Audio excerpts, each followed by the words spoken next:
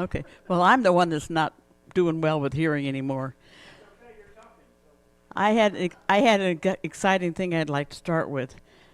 You know, a couple of months ago, my son John here, our youngest, said, "Mom, what are we gonna do with all your stuff when you die?" We've been in that house 47 years. I took 7 loads and more to this church to give to Carol Firestone to take to Community for Christ. I had no idea we had that much stuff. But anyway, I'm thankful I did it because, man, you know, I feel kind of like, well, we're not in an empty house with, here off the walls. But this is so hard because now with Parkinson's, I just don't have what I once had. I'm getting frustrated, but I never expected to get this old to have to think about it. But anyway, I'm excited with one of the letters I just got recently. When I started in this thing in 1973, I was driving in St. Louis, 1973, the day that Roe v. Wade came down, January 22nd, 1973. I was driving in St. Louis, and it just came a flash on the radio saying the Supreme Court had sent out their abortion decision. And I thought, just driving along. And they said, and believe me, the fake news has never said anything that was true. I'm not kidding. It's awful. It still is. We only watch Fox News, and I love Newsmax. But anyway, they said that the Supreme Court had legalized abortion in the first 3 months for hard cases. Well, it didn't sound good, but I didn't know how bad it really was. But later on, what they said was, when I got to read it myself, this is what the truth was. They came down and said, at no time prior to birth can an abortion be forbidden if, in the opinion of one licensed physician, the abortion was necessary for a woman's life or health. But they went on to say her health, that cases, her health was everything. The stigma of unwed motherhood is health till birth. You kill them. My favorite that they listed was if a child reports upon a woman a distressful life or future. Well, that right should be to kill them through at least the teenage years. And they had health as even financial everything. So we've been killing babies the entire 9 pictures. I've seen pictures of the past 7 months even. We've killed the last statistic, and I'm doing this, not cold, it's Parkinson's. But the last statistics we had in the country was 63 million have died. Well, but there are many states that don't even bother to ever send in statistics, so we've had a lot more. And I just was appalled when I saw the pictures, especially when I saw the pictures. So for the last 40 years or so, I've been putting those binders together. I gave one to the church a few years ago. Every picture I've saved, now this is why I've got this with me. It's just in the last 2 months. I finally got to the point where I had nothing. I printed over 700 of these. And they're all over. I mean, these are the last 2 that I'm so proud of. Well, I didn't know what to do with my stuff. And then the last 8 binders I made started with 40 pages, but then I have over 300. And my sister and I prayed about it, and I've had other people. But the last 2 binders, including the last one I made, over 700, I sent to Christian Nelson from Students for Life of America. They go to all the colleges and everywhere.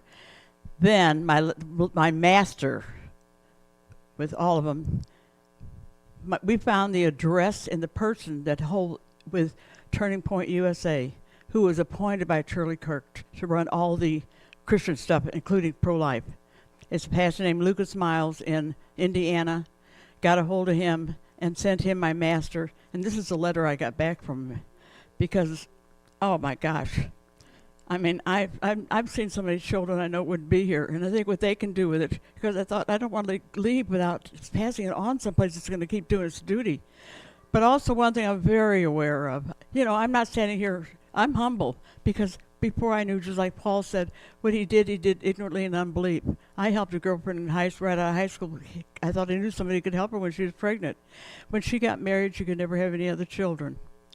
And I've tried to find her for years, and I have not been able to. I pray for her still. Well, anyway, I know I'm dealing with people who've had abortions. Even one pastor here at First Baptist of Sunrise Beach years ago. I'm skipping around. But his daughter was an honor student, the sweetest kids and all. But when I stood up in fact, it's in this book. I know I have a poem called "Where Were You When They Were Killing Babies?" And after church, Jill came up and said, "I want to take that trip to Washington with you." So I got her sponsored and took her. Well, after that, she went off to Christian college. She fell in love, got pregnant. She told her mother, if I didn't know what I knew about abortion because of Peggy, I would have done it. They sent me a picture of the little boy when she had him. But, I just know that I was there what people needed to know and needed help. And I'm not condemning anybody because I know what I had a part in when I didn't realize it. And even if you did, you wanted a quick answer. It's too long and you're so afraid people know and everything else. And I've seen at the abortion clinic, I went there plenty. I've seen mothers pulling their daughters in there.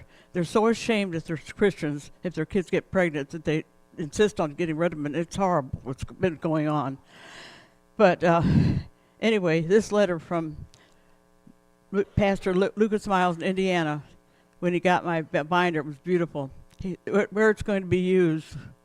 I mean, there's so much I kept that everybody else got rid of through the years. But then I started printing these things, and it's just been exciting because I'm saying goodbye, But, when I had a breakdown when our one little boy died, and when I came out of that hospital and had 39 zapped my brain, shock treatments, I just said, God, don't waste my tears. What God meant to what I was meant to be destroyed by, you let me use it. And I found there's so many hurting people out here, and they think we're going to hit them over the head with the Bible. Well, I didn't see it that way. We've got to show them and hopefully get to them beforehand. Because would you rather see these pictures before or after you've had an abortion? They lie to you at Christmas at these clinics. The one brochure I gave you says selling teen abortions. That was a woman I met who used to operate an abortion clinic in Dallas. I met her at Windermere when we had the Baptist retreat. She operated for many years in Dallas, an abortion clinic. In that thing, she says how she did it. This is what Planned Parenthood did. She'd get to the kids, her customers. She'd go into the school classes. And starting in 1980 even, I could get into school, and I did. But now it's an old subject. Not many people get to hear this thing. But she said she deliberately got the kids, after she spoke at this classes, to get several to come down and start them on the what do you call it? It's put on. They're not there to help you. Planned Parenthood is there to make a lot of money for you. And she said her goal was every teenager she could get them come down to her clinic would have 3 to 5 abortions apiece between the ages of 13 and 18 on the pills, deliberately. It's horrible. I want you to see what they've been doing to this country for the last, since 73. But anyway, when I was driving around in St. Louis on January 22nd, 1973, it came on the radio. The first 3 months, hard cases. But then when I got to see what the court said, at no time prior to birth can an abortion be forbidden if, in the opinion of one licensed physician, that's the abortionist making the money, an abortion is necessary for the woman's life or health. Well, they went on to explain hard cases, remember? Health, it was our entire emotional well-being. The reasons they called even health was her entire emotional well-being, the stigma of unwed motherhood. Like I said, I love that one. But anyway, I'm having a bad day with this thing.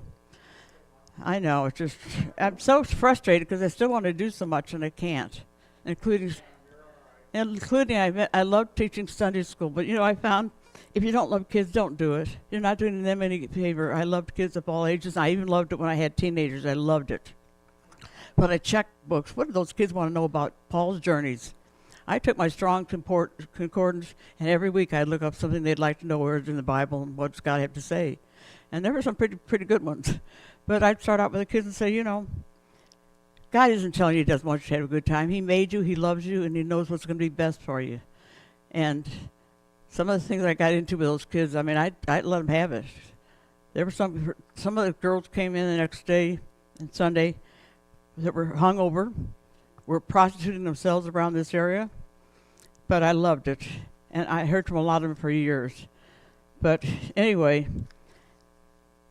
when I saw those pictures especially, but I started out by ordering literature that I could find about this whole subject, just giving it out. I did 42 years of fair booths around the whole lake and even towards St. Louis. I went to Kansas City when I got invited there before.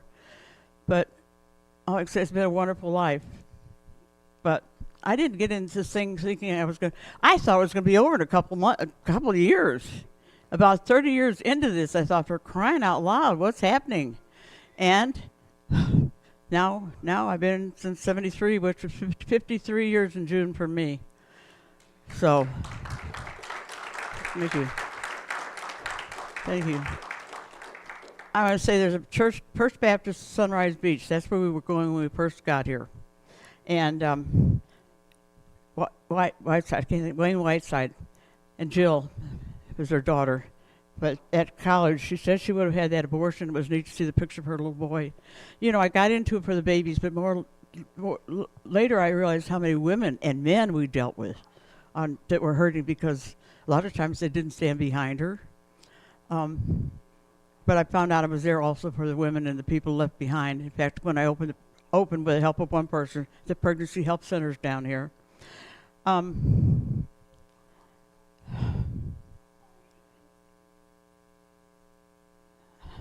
I know. I am so frustrated. So, like this. I remember one time taking a speaking engagement to a Kiwanis club at lunch for sales. So I was given 5 minutes. I had my cards in front of me. All this was men, okay? They could sit down. They look what literature got sitting on the table. And I said, before you think this is only for women, let me tell you what the court really said. Even if you're married, you have no right to stop the girl from having an abortion, even if you're married. It's her decision, just like slavery issue. The slave owners could kill or do anything to the slaves because they were, non-persons. They were 3/5 of a human being. But it's horrible because the lives that have gone on and the people have been hurt in bodies. Oh, my gosh. And, if you walk out of an abortion clinic and go into a hospital or something, they'll write it off as something else. It's never saying what really happened. The deaths have been covered up. All the people have been injured for life. There's women running around with colostomies, everything. And it's all hidden. But I wanted to stay longer than I think I'd be able to. It's hard to get out and speak. But, for many years, John was in the Vortex School in Camdenton. But for many, many years, I got to come in there once a year. Morning and afternoon classes, 2.5 hours in the morning and 2.5 hours in the afternoon. It was great. And I showed that movie, The Silent Scream. Those kids were going off into health services, and I thought they needed to see this side because the only thing you hear out there in the world is the other side. And it's a lie. In fact, I found, don't want to say what party, but there's a party in our country that, and also Jimmy Carter. Jimmy Carter, well, I hope you don't mind. Jimmy Carter, I had a real trouble. I picketed him in his St. Louis before he even got elected. He helped the Democrat Party put abortion in their platform. He also gave away the Panama Canal for $1, and now we've got even Chinese lined up along the sides of it and all. And that was many people that died, many men, and snake bit and everything else when that canal was being built. But then the worst thing, or no, other than babies, the worst thing I think he did was he federalized our whole educational system. And instead of having each state decide what to do, you went to the federal government. Every time the federal government gets a hold of something, they change it and they ruin it. Think of the schools we used to have. My gosh, we recited the Psalms in grade school. We sang all kinds of Christian songs and everything. Christmas was something. But anyway, I ended up being kind of a fighter. But when looking back on it, when I saw what they really said and started seeing what really happened in this country, after abortion, when they said at no time prior to birth can abortion be forbidden. So we had all these millions killed, and then when I looked at what happened after abortion, if you can kill a perfectly healthy child to birth, what comes after that? When they find out, many times you can't find out your child's got a physical or mental problem until after they're born. So the infanticide that went on, Even Ronald Reagan spoke about that when he was president. We knew a case across in Illinois, Christ Hospital, it's called, who had a baby that was born there, had a problem, had a little bit of thing that has to be done so he could eat.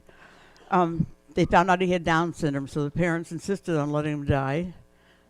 Oh, it was awful. There were so many people willing to adopt him. They set him in a corner, and I believe before that child was through, I remember it took 15 days with no food or water and everything. It was unreal. And this has been going on. I've talked to so many nurses through the years and all the conventions. They said how many children they saw put aside, even the linen closet, horrible. But that was obvious it was going to happen. But then, looking back on the elderly, well, they're useless eaters, as Hitler said.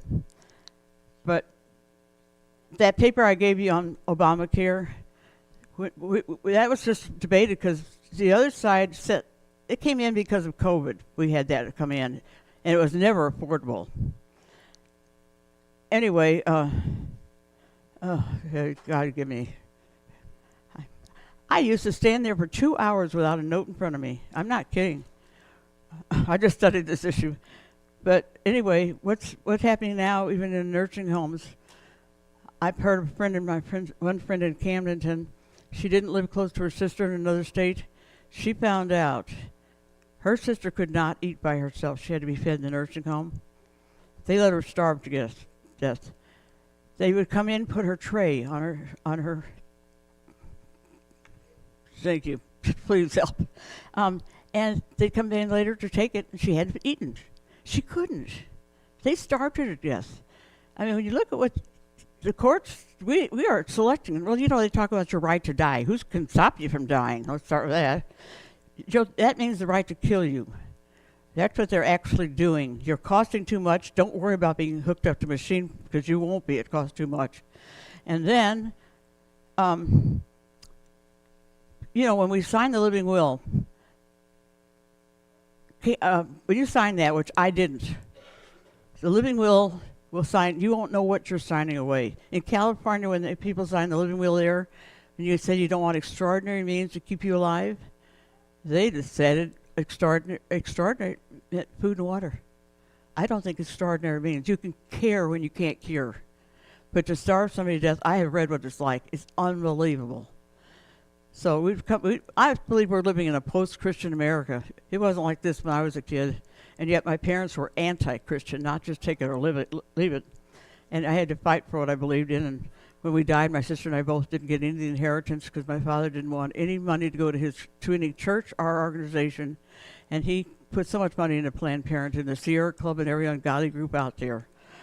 But I wasn't worried about money, but he had plenty of it, because this is what I wanted to do with that stuff, was go with the opposite, But people don't realize, but, on the euthanasia, the court in Roe v. Wade opened the door not just to the unborn, which most people thought was only the first 3 or 6 months. It was till birth, and no reason was needed whatsoever. But they also said, I think some of you heard me this morning say, they said, only viable human beings, I think what that is, you can live without support, only viable human beings who have the capability of meaningful life may but need not be protected by the state.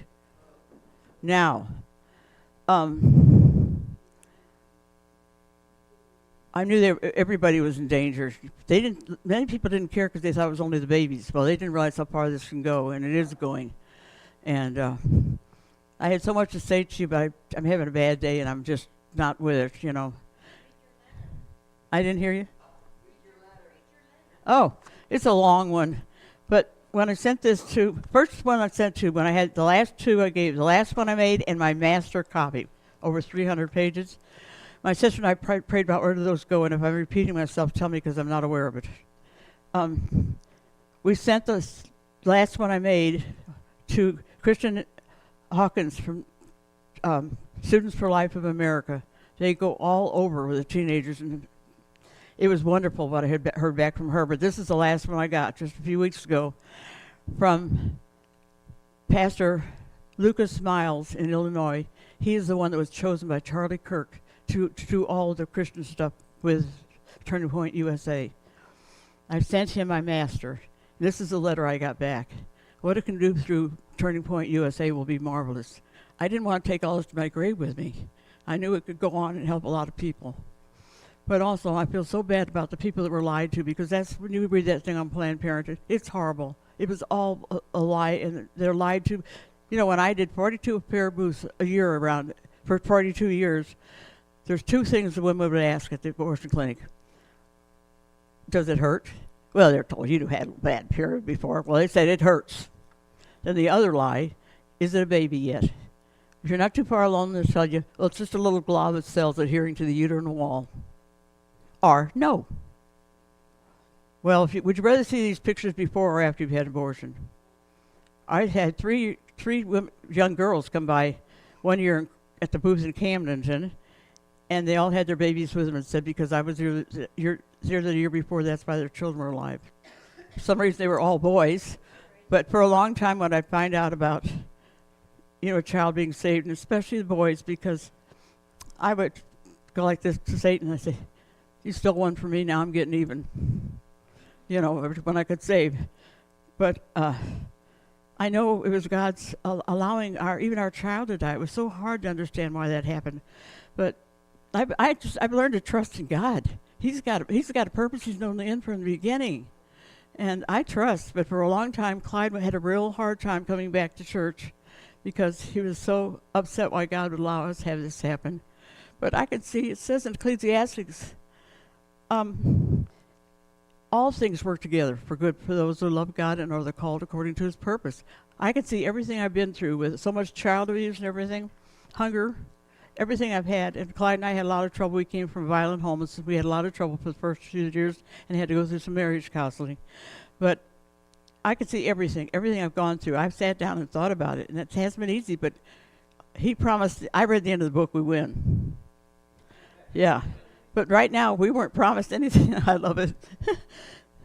Anyway, I just was so glad that he trusted me with this. Because with the abuse, God, I saw that with the abuse, it gave us, I didn't have any shelter. I mean, we were just put down all the time, and I had no can't even think of the word. But I'm just glad that I was part of this, and I was born for such a time as this, as Esther would say. I know. Because I could take a lot of abuse, and I've had, hate letters and everything. I had a fist in my face at the Versailles festival one time at the Democratic booth. But I kept on and thought, this is what I'm going to do. I wasn't afraid of death, especially after Keith died. But then when I got into the Word, now I'm looking forward to it. That song I tried to sing on that fifth Sunday? It took me singing it probably 50 times before I could even get it down. I'm not retaining much anymore, and I'm losing a lot of it. But read up on the internet or something what all you get with Parkinson's. But in fact, I'm glad I was allowed to live to this point, even so, because I wanted to see so many people healed. Oh God! But most people were lied to at a crisis time in life, without the right to full information, which is choice. So I'll just quit there. But if anybody wants to see the binder that I gave to the church, the last one's about where